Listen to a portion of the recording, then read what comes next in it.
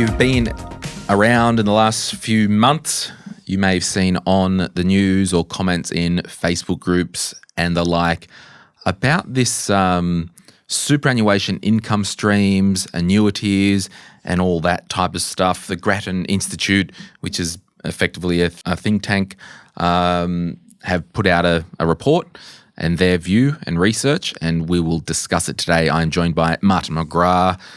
Martin, welcome back. Good to be here, Glenn. And you ready to do a podcast? Let's talk All super and retirement. And we might try and get into some other trouble along the way. No doubt. This is a podcast that will help you plan and execute one of the biggest moments in your life. That's retirement. You'll learn how to set up your finances in a way that benefits you, your lifestyle goals, and keeps you in the know within this complex world of money and investing. Your host is Glen James, former financial advisor, author, and host of the popular Money, Money, Money podcast. Glen is joined by experts in various fields around the topic of retirement in Australia. Any advice in this podcast is of a general nature. Full details are in the show notes of this episode. You only retire once, so make sure you retire right. Okay, so the Grattan Institute, they've put out effectively a research piece, report on simpler super, taking the stress out of retirement, by Brendan Coates, Housing and Economic Security Program Director, and Joey Maloney, Deputy Program Director. And if you are interested to watch this on YouTube, we'll put a link in the comments because I'm just kind of sharing the deck that we're reading. Yep. I don't think people will need to, see this, but if you did want to watch it on YouTube, we'll put a link below. So just what's happening with this retirement income annuity stuff? Yeah, so I mean, super in Australia has been around for a little while now. It's a asset pool that is growing very fast. I think it's $2.5 billion a week goes into super, and that's net, even factoring withdrawals. So it's growing fast, which is good. It's a big asset pool, but it's set up, every country around the world has a different type of retirement scheme, but Australia's is set up differently again. And I suppose the government's assessing, look at things or researching about, well, how can we improve it or change things? There's always been tweaks to super, both good and bad. But I suppose they're looking at, well, is it working the best way it needs to be working? And part of this report and some other reports I've read is that people are worried they don't have enough in super, but yet on the other hand, they're not spending all their super. So there's a bit of a trade-off there and lack of confidence. It is complex, which is why listening to Retire Right is a great way to be across everything. Put that little plug in there. So they've kind of tried to consider some ways. Whether we agree with them all, whether they're actually going to roll out or not is a whole separate discussion, but we'll cover some of that today, I guess. Yeah, so the way I kind of like to educate and teach people is kind of building on blocks and foundations. So let's just start with, before we talk about this Grattan Institute report on the simpler super and all that stuff, what is an annuity? So an annuity is basically where you take a lump sum of capital, and instead of taking that investment risk yourself, you pass that on to a provider, either a public provider or a private provider, to say, hey, can you take this money on my behalf and can you provide me a provider return? In Australia? At the moment, not. But okay, yeah, I was going to say, yeah. Ready yet, not yet. But there are around the world, and that's what this is potentially saying there could or should be. Yep. But a provider, and basically saying, hey, I'm happy for you invest that for me. Let's agree to what return I'll get. Do I get it monthly? Do I get it annually? Do I get all my capital back at the end? Basically, it's a fixed return and maybe a fixed payment. So there's different types of annuities, but basically the essence is take a lump sum of capital, passing on to someone else. They take the risk. You get a certain level of return and a certain level of payment. That could either be a really short annuity or often over your lifetime, so the payments will last for as long as you're alive. So a simple example, and I'll use really round numbers, and I'll use big round numbers because I'm basic. If I had $1 million and I went to Challenger, for example, and said, I want a lifetime annuity between now, I'm age 60, forever. Here's $1 million. They would then say, yep, we can do that. We're going to give you 4.5% a year for the rest of your life. So $45,000 a year Yep. for the rest of your life. When you die, depending on what box you tick, and this is, actuary's delight, we keep the money or we pay some back some back to the estate. How long you live and different bits and pieces. Yep. So we'll even use 4.5% or 5% return. 50 grand a year, 5% return. Yep. They take your $1 million and they will invest that and take the market risk and understand that, they could be investing that and earning 8 to 9% a year. They'll take their profit, they'll take their fees. Yep. But you get the same return no matter how well they've done. Yep. So that's in theory an annuity, how it works. Now, annuities are actually life insurance products. And how that came about, remember everyone back in the day where the AMP salesperson would come in and give you a whole of life. A whole heap of profit for the person selling it. Effectively, it was a life insurance policy. Within this annuity shell, there would be a cash portion. I didn't really see any investing. If there were, they were terrible. Yep. And a life insurance policy, and you'd put money in each month. And as you were younger, the life insurance was cheaper and the cash was building. And as you get older, the life insurance would get more expensive, but you'd pretty much be putting the same amount in. Fixed amount, A fixed amount in. And then the life insurance premium would come out of the accrued money. And then those type of products, when you were to die, your estate or beneficiaries would get the life insurance portion. But the problem was some of those products they kept if there was any remaining cash in there. Some didn't.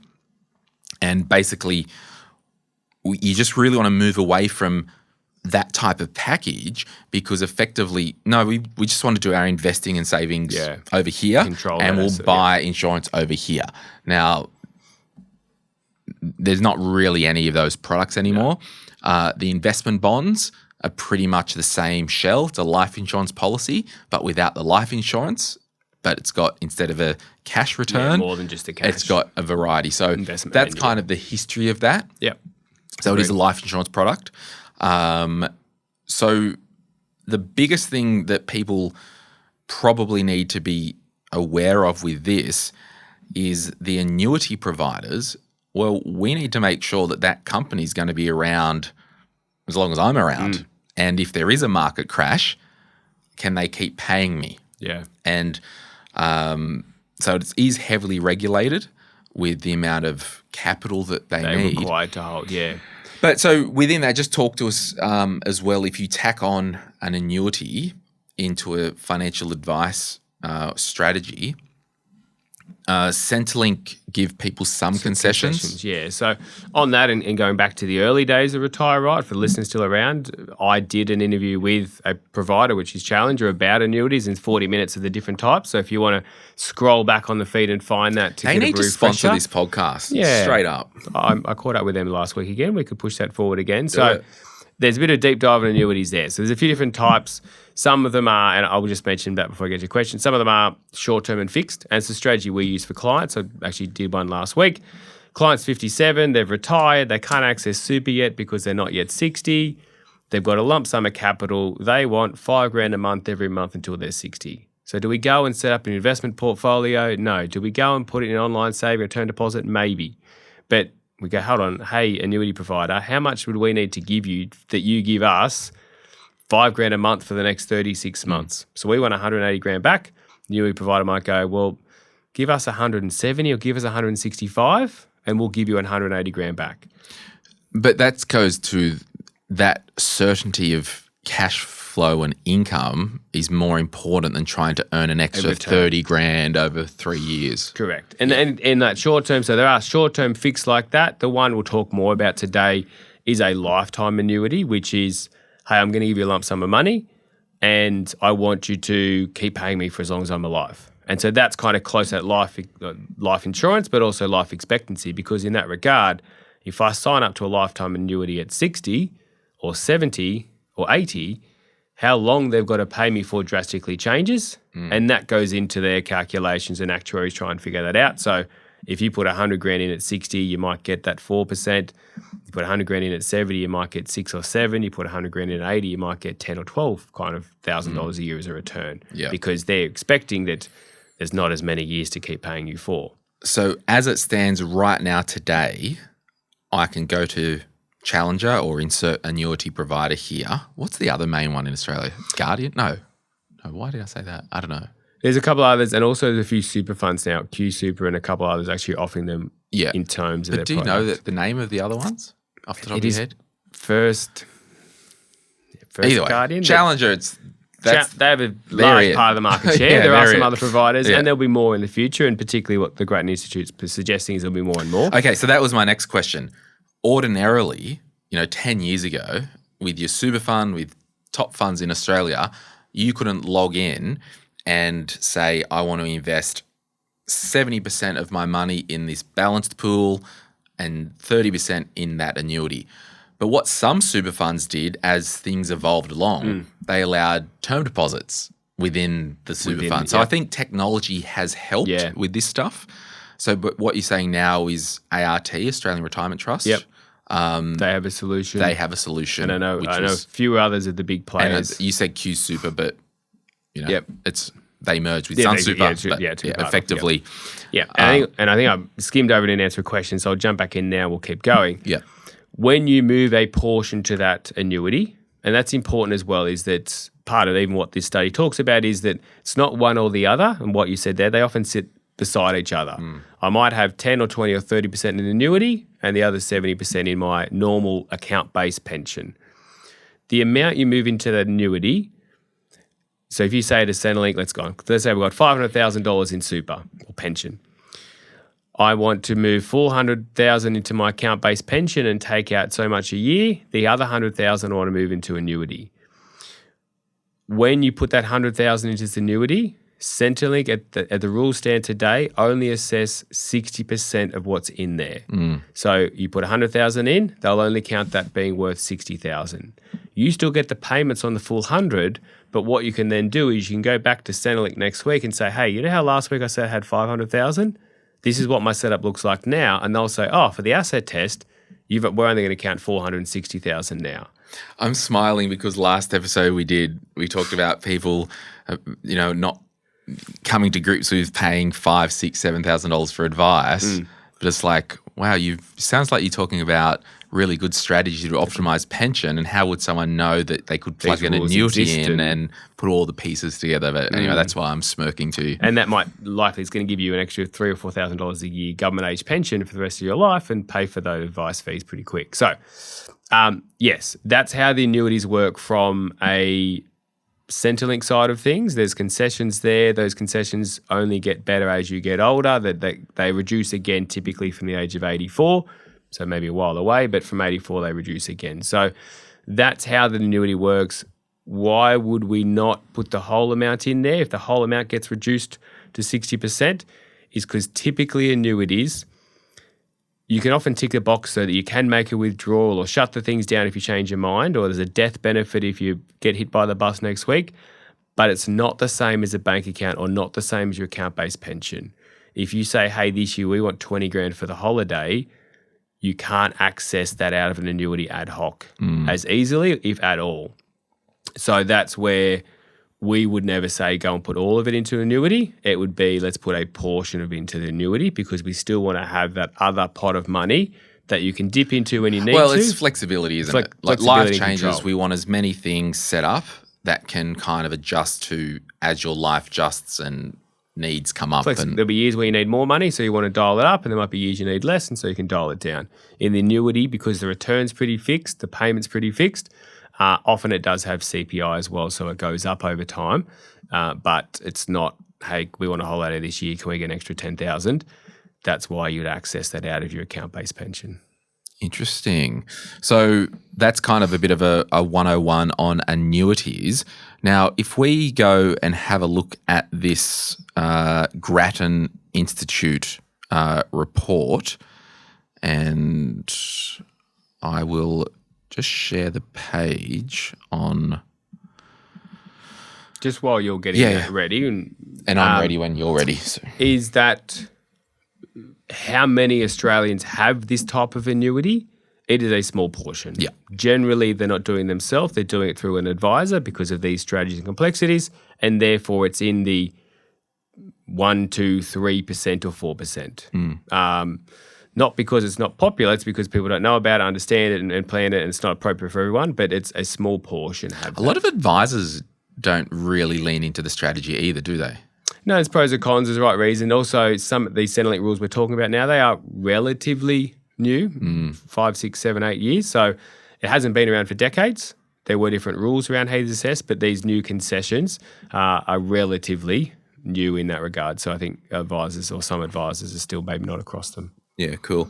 All right. Well, I'm now showing on the screen the Grattan Institute kind of their pitch deck, if you will.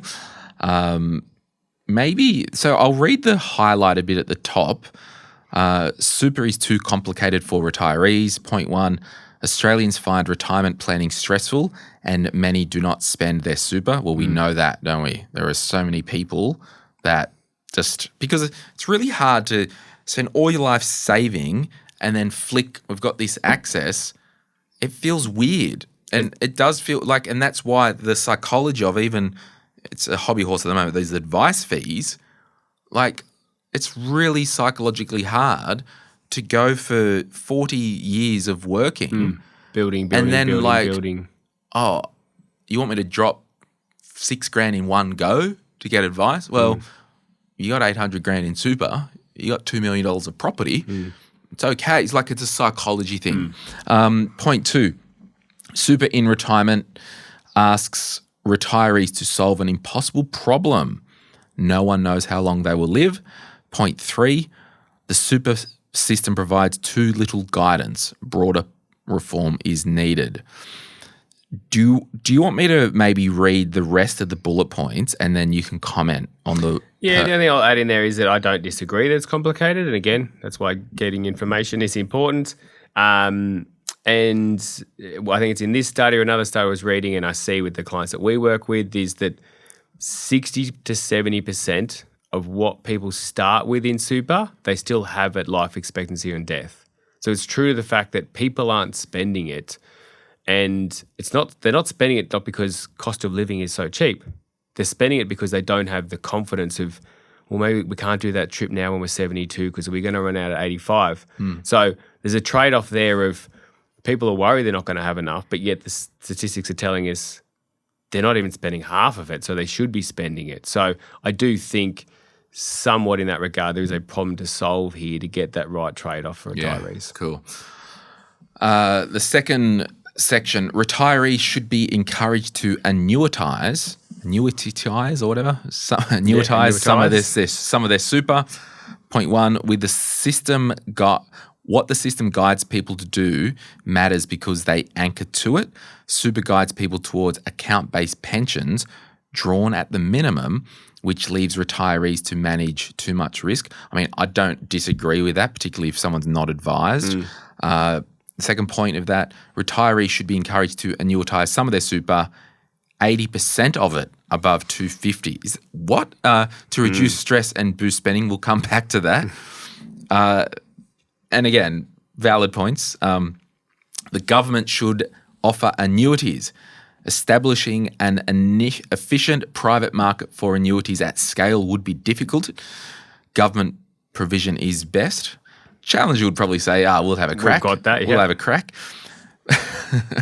Fairly priced. I wonder if like the media monitoring, PR, corporate affairs team are going to get a notification that I've mentioned Challenger.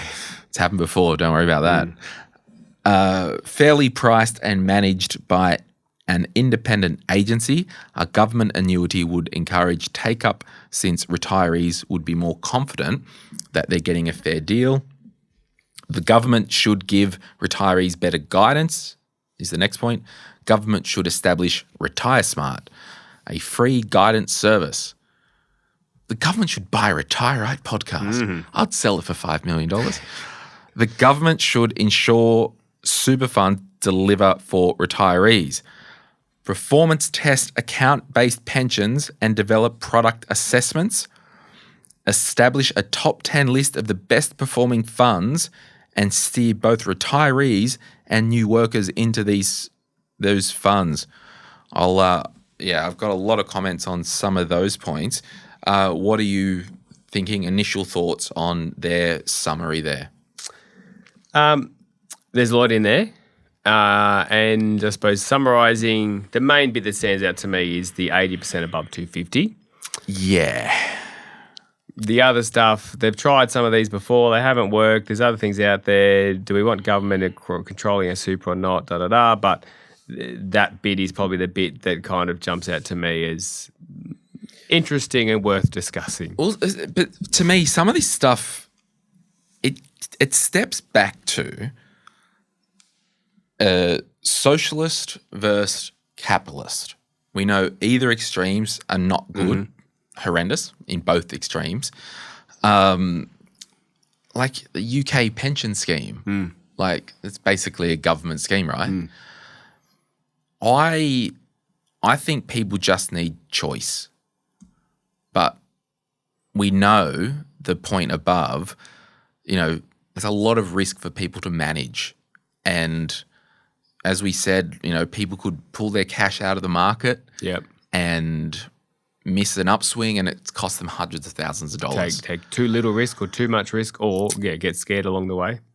Maybe I would potentially be in favour of the government mandating, do it the other way. Every account-based pension has to have 30% in an approved annuity product. Whether it's the government offer one or whether it's a provider. Whatever. Call. Yeah. But as you said, it's just like, okay, well, if I've got 80% of my retirement income in a fixed annuity and I need 300 grand or something for life-saving surgery, I've got no liquidity. Yeah. My partner's had to go into medical, or whether it's a medical bill or an aged care facility before me, and I can't access super to pay for that. How are we going to pay for that? So I've seen real-life scenarios around this, and the closest thing to this, I suppose, is still some, government-defined benefit schemes that were very popular before the current super is in. They were until they weren't, and I'll get to that. But I just want to flag, if you do want to read this whole report, because what Martin and I are saying, they're just opinions. It is called Simpler Super, Taking the Stress Out of Retirement, January 2025, the Grattan Institute. And it's 31 pages, so we're not going to read through and go through everything. No, but I think it's and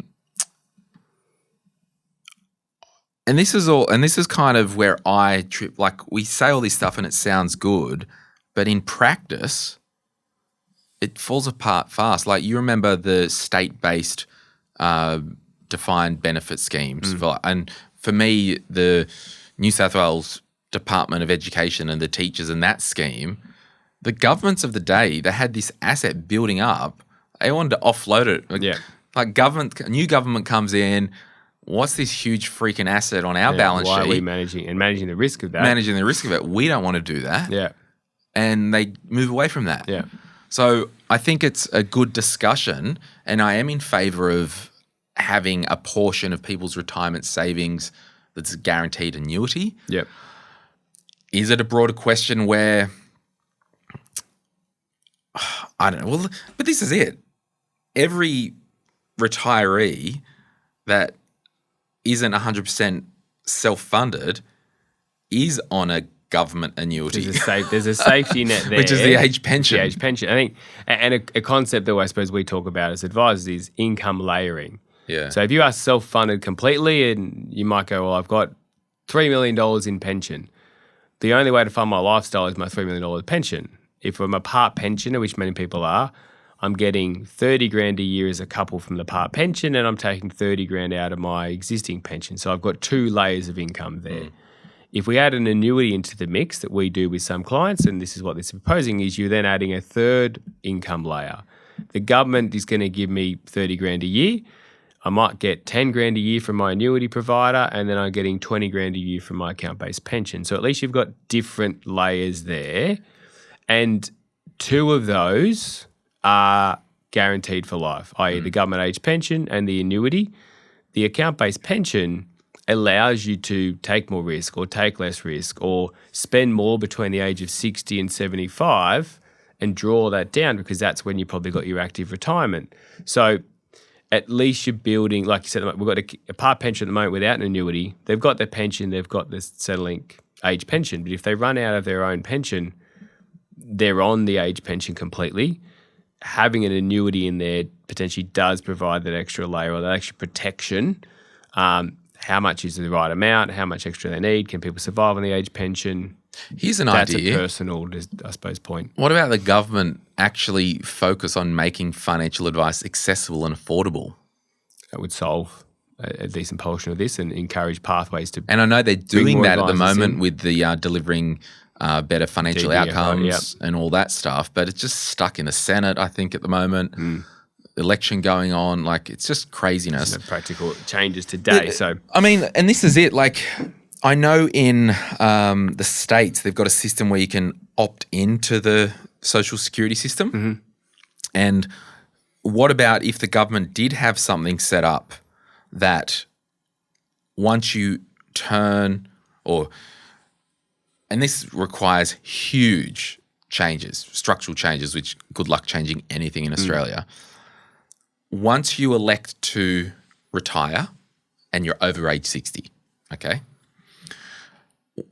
we've got a mechanism called Centrelink that pumps out fortnightly payments to people. Sure, what about giving people the choice that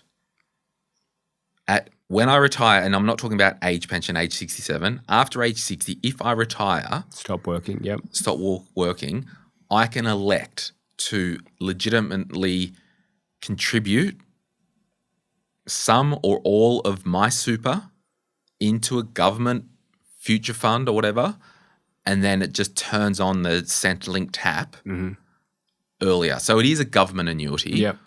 Sure, get the third-party agency that can manage it.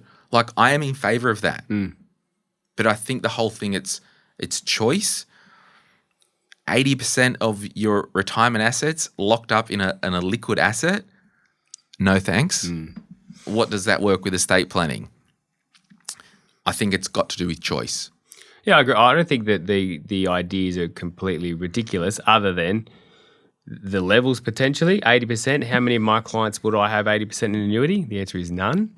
I am saying it. Yeah, but like on what planet does that make sense? Clients want choice. So if I've got a large sum, I've got $1 million or $2 million, $1.6 million in an annuity, that's probably going to give you a nice 90 grand a year income stream, which is great. But as you said, if you need to upgrade the house or downgrade the house, you need to help the kids with a big cost, you need to buy a new car or a caravan. Well, do I have of my 90 grand income stream, which is very nice, but do I got to save, $1,000 a month for 3 years to be able to save up to upgrade the car in 3 years' time? Or can I just dip into my existing account-based pension and take $30,000 out? So I think, and even the way that they haven't said mandated, they said encouraged.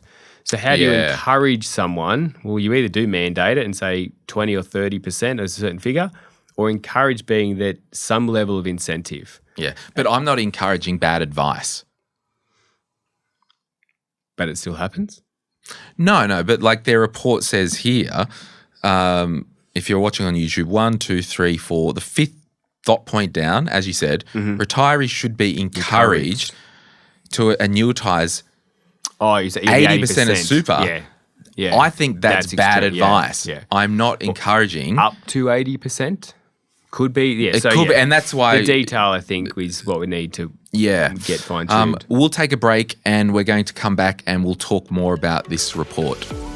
If you're after personal financial advice, don't get it from a podcast. If you would like help based on your own personal situation, head over to retireright.com.au, click Get Help, and we'd be happy to introduce you to one of our trusted professionals. Our panel of vetted financial advisors and mortgage brokers work with people all over Australia so they can connect with you wherever you are. That's retireright.com.au and click Get Help.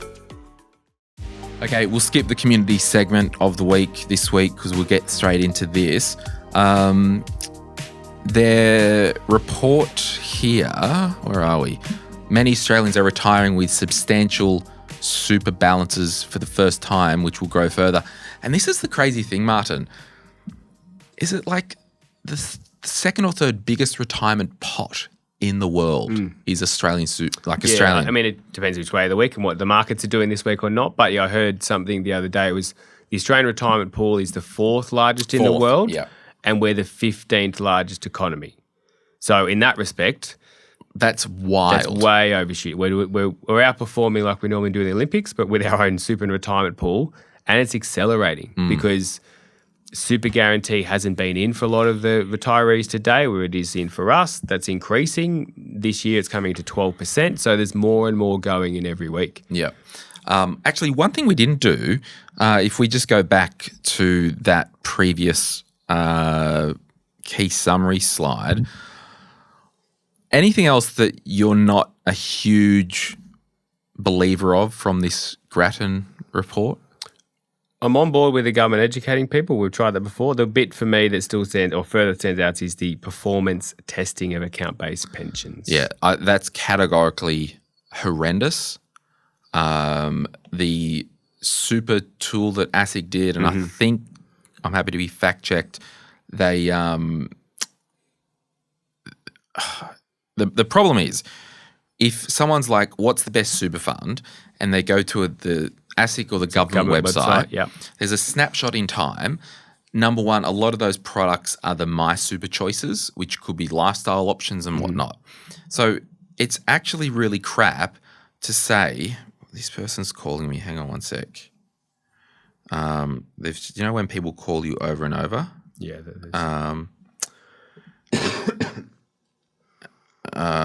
Just in emergency. It's really bad because if they're like, this is a list of the best super funds in Australia, top 10 super funds, the best. Okay, what if at the time of them scooping that data, Fund A was the top, running a different portfolio strategy, slightly different asset allocation? What if you went to their website in the next quarter and they were now number 3? You change every quarter? Do you change? This is the thing. It is more about education. There is no such thing as best. There is most appropriate.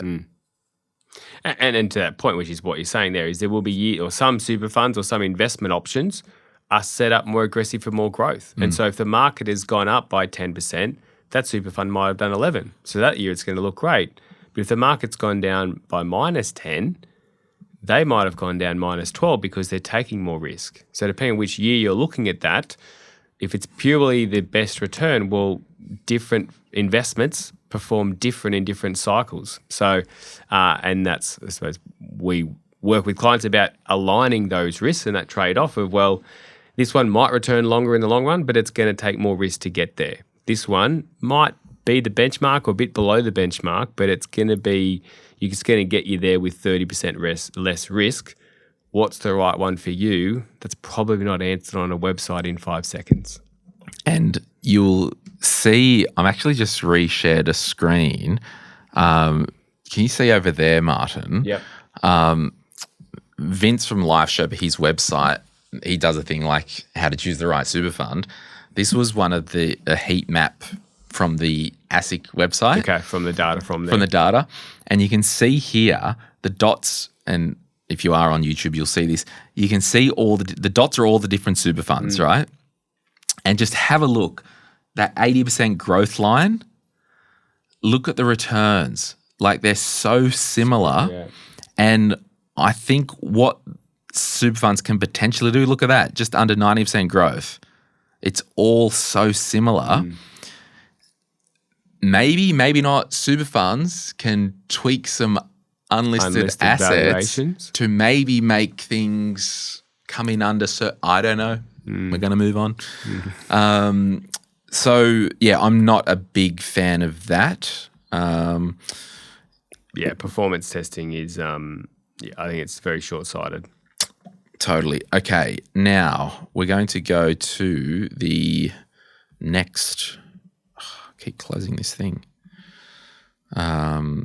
going to go to the next slide here. So the real average balance for households and persons aged 55 to 65 for 2019, 2020. So it's older data. Couples, 300 grand. Singles, 100 and something. That's crazy. What's persons mean? Oh, I was going to hope you knew that answer. Doesn't it mean a person and a single person? Persons. Is it the... What else have we got half here? of a couple should be 150. Mm. And double of a single... Well, double singles is is it the average somehow? Household age measured via the household reference person. Multifamily and group houses filtered out. Includes those with no super. Yeah. Anyway, we'll move on to the next one. Most pre-retirees find planning for retirement complicated and stressful. 61% of respondents to a recent choice survey said that they don't believe their retirement will be financially stress-free. That's crazy, isn't it? It is really disappointing, but it's not surprising, which is why education is key. And this is what we live and breathe. And so we do look to simplify things on this podcast and the way that the advisors that you work with kind of do that. But I'll still sit with clients who listen, even just as simple of, well, when can I retire? Even that, there's different age thresholds and limit and 60 versus 65 versus 67. Even that simple thing of, well, what age am I looking at? That's actually not black and white either, let alone contribution rules and limits and investment options and annuities versus account-based pensions and Centrelink rules if we've got different age couples and disappointing, but also not surprising. The next page, managing super in retirement, involves big, complex decisions, and we know that, and that's why we do this podcast. And I will preface, these podcasts, we give you all the pieces of the puzzle, but you need potentially someone to help you put the puzzles together. Yeah. And in what order. Yeah. I think I heard a saying which is out there, effectively, if information was just the most important thing, we'd all have six packs and millions of dollars. It's not just the information, which we like to share here. It's actually putting that in action and personalising it to your situation. Love it. So retirement savings must be managed to balance competing objectives. Working aged super is simple. Contributions made and invested on workers' behalf to build a balance. Yeah, agree. Retirement super is more complicated with trade-offs between maximising income, managing risks, investment, inflation, longevity, if only you could have a financial advisor help, flexibility in accessing capital, which is good, but it contradicts their point that people should be encouraged to have up to 80% in an annuity. The means-tested age pension further complicates things. Most retirees get at least a part pension. The age pension to two means tests, an income test and an asset test. Saving and spending impacts the eligibility for the pension in ways that are too hard to predict. Yep. So look, there's a lot in this deck, and I'm just kind of going through. Probably at the slide or page 8 is probably. Is that the death one? Page. The inheritance scheme. Page 8. Yes, so, I'm on that now. Yeah. So I think that's, I suppose, part of what we said at the start was at the moment people aren't spending a lot of it, and basically with more and more money going into super, they're basically saying that in 20 or 30 years' time, one in every $3 going into super is going to be paid out, I suppose, upon death. So is super set up to be a wealth transfer scheme, or is it set up to fund your retirement? And that's kind of, that's a question on its own, and there's different planning around that. But it's been set up so that people spend in their retirement. But the rules as they are at the moment is people aren't spending in their retirement. Yet they need more money. I've got to take this call. This is 11:30. Yeah. Anyway, lots there. We will wrap it up right now. check out the report. Again, search Simplest Super, taking the stress out of retirement. We've probably chatted long enough at over 35 minutes. But yeah, annuities, they're great. Gives you options. We can't have an all or nothing approach. Personalised to your situation. Yeah. Thanks so much for listening. We'll see you soon. Bye. Bye.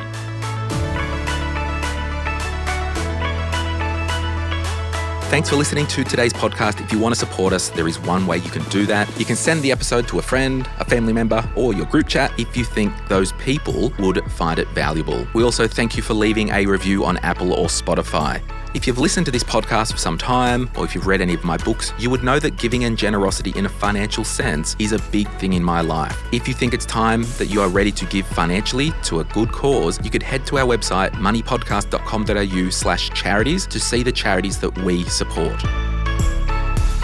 Any advice is general financial advice only, which does not take into account your objectives, financial situation, or needs. Because of that, you should consider if the advice is appropriate to you and your needs before acting on the information. If you do choose to buy a financial product, read the Product Disclosure Statement, PDS, and Target Market Determination, TMD, and obtain appropriate financial advice tailored to your needs. Simo Interactive Pty Ltd, trading as Retire Right Australia, and Glen James are authorised representatives of Money Sherpa Pty Ltd, which holds Financial Service Licence 451289.